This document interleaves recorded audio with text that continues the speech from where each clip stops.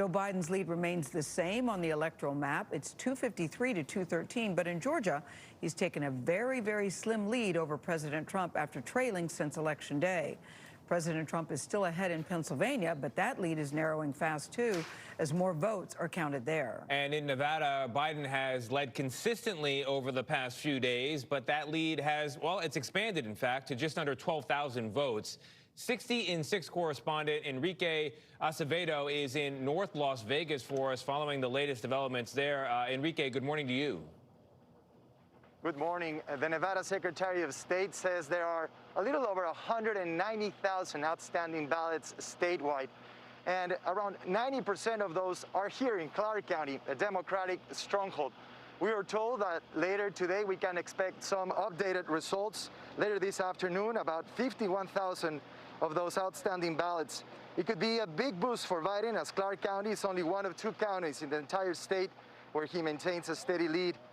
Meanwhile, a new complaint alleging voter fraud was filed later Thursday in the state, echoing claims the Trump campaign has been making. The lawsuit alleges the software being used in Clark County to verify voter signatures is not meeting minimum standards, and it calls for the county to stop using it. It also claims more than 3,000 instances of ineligible voters casting ballots, and claims that in some cases ballots were cast for deceased voters.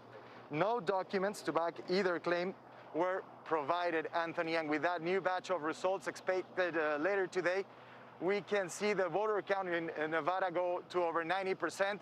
If we had a soundtrack to describe this process in the state, it would sound a lot like Despacito.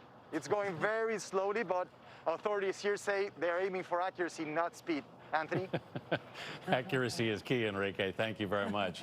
Senator McConnell just weighed in on the vote count. On Twitter, he writes, quote, "Here's how this must work in our great country. Every legal vote should be counted. Any illegally submitted ballots must not.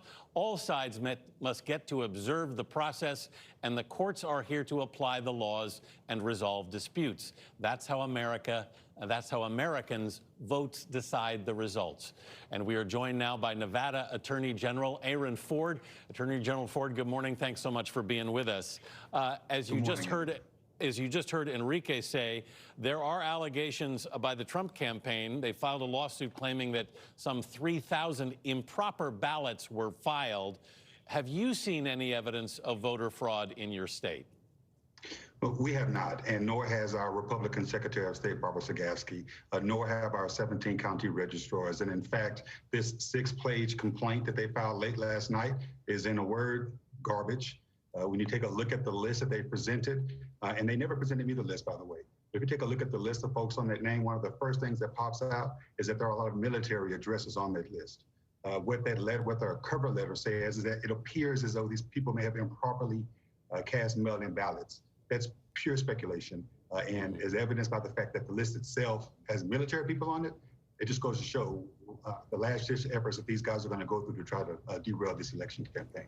Yeah, as we just heard James Corden making some jokes about the vote counting in Las Vegas, referring to the fact that the casinos, right. referring to the fact that the casinos are all open all night. So why can't the vote counting be? I know we want accuracy, but the vote counting does appear to be going slowly. Why so slowly?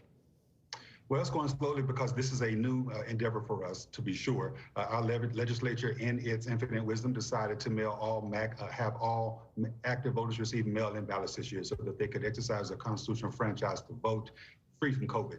And most folks took advantage of that. And so it's taken time to receive and process these mail-in ballots, which has built-in redundancies to prevent fraud.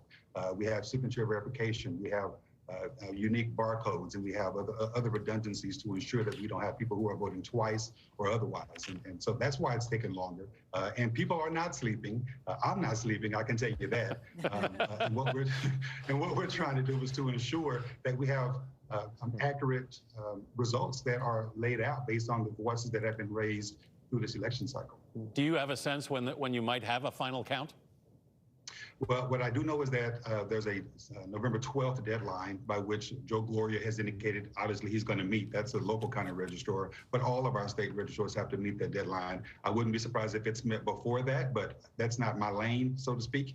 I do know that we're going to be getting results in today as well, and we will have a better picture of what the results look like at sometime around 9 or 10 o'clock today. How significant in terms of number of votes do you expect that to be?